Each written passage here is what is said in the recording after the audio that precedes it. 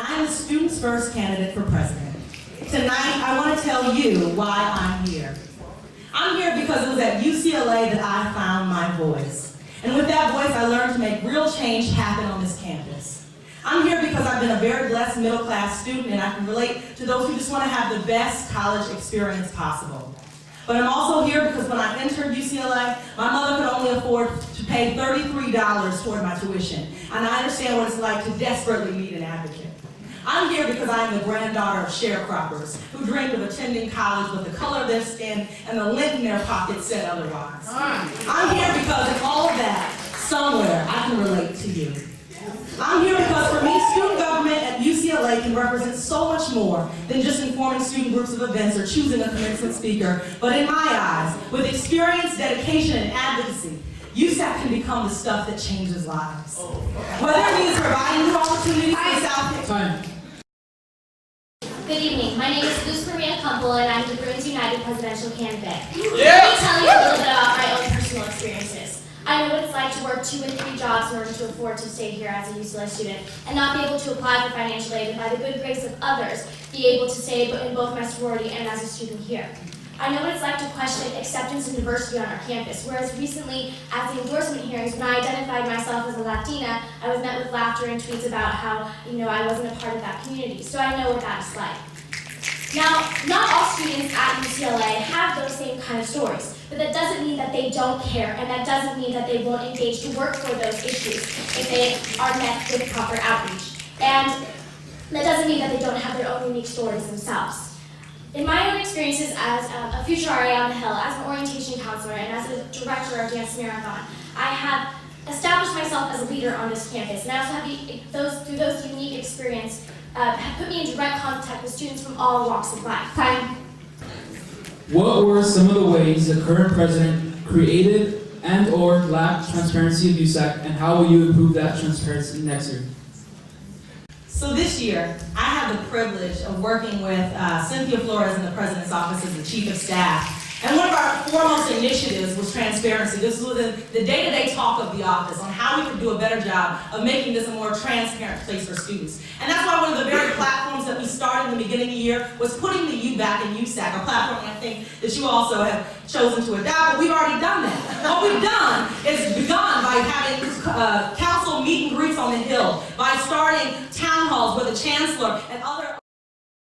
I too would like to see continued efforts in that regard, and I do commend Cynthia's efforts in making USAC more transparent, but I think it goes beyond just opening your doors and endorsing town hall meetings where students may or may not choose to engage in, but also to going directly to students. As your representatives, we should go out into the groups and establish those relationships and be present on our campus. And also, too, a part of that is accountability of USAC. Cutting the fluff for spending isn't as efficient as it should be. And also, too, working as a cohesive council. As the president, I would be the leader of that council, and I would work with all members of the council.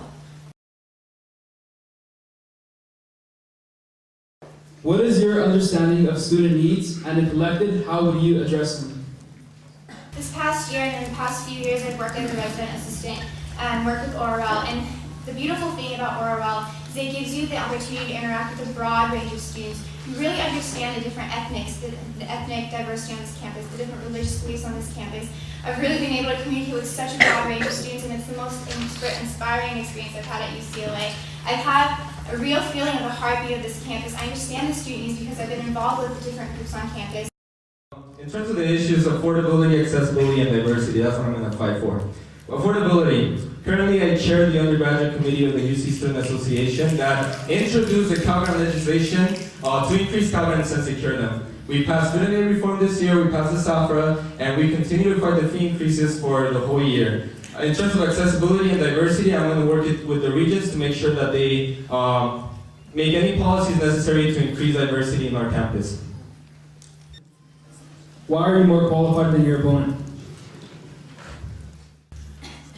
This year, I've worked with the UC Student Association as an executive member and also the chair of the undergraduate committee, which we led the Cal Grant campaign. I was also the campus organizing director that made sure that the statewide action in November and the statewide action in September was a statewide effort of over 2,000 students. I'd also like to touch upon my my personal experience, my background, and my own family. My family came to the United States when I was 3 years old as local refugees from Romania. I have grown up in a household where the value of hard work was emphasized, where I see my parents go back to school, learn English, and work tireless hours, work a day in and day out. And that's also what drives me as well. And I've seen that need. And it's not just the need of one part of our campus. What are your platforms, and how feasible are they compared to your opponent's platforms? So my platforms include working with the UCPD as well as the LGBT Center and the Greek community through Gamma to make sure that we are fostering an environment that promotes mental, physical, and overall wellness. So that I've already started working with the UCPD as well as talking to other various ministries to make sure that is feasible, as well as working on continuing the Did You Know campaign to make sure that students know their resources, continuing to make sure that students know and student organization groups know that they have funding available to them. My top 3 platforms are to digitize the Student Resource Center Test Bank, which I think is a wonderful asset for all students. Extending beyond party lines, I think we really need to make sure that we put academics first at universities. And I know that that's possible, having gone there for the past 3 years. They already do several copies. It's not a copyright infringement. Furthermore, I also want to do a how-to guide with my 3 years USAC experience, every single year being a director. I know that I really know the ins and outs of USAC, and I can provide that. Hi. Why are you more qualified than your opponent? Through my experience from USAC, it's really a motivation of how you're going to get things done and the people you surround yourselves by. Through my experience in several student groups, on executive board of several student groups, professional communities on the Hill, and also in political groups, I know that I have the experience to lead the IVP office, which is the liaison between over 900 student groups and USAC. My colleague did highlight her work with USAC, but I really want everyone to understand the importance of the community work and working with the students across various organizations. So working with students from various ethnic backgrounds, religious backgrounds is something that I have had experience working with the community programs office as well as with the Gen Rep office, and I will continue to do that.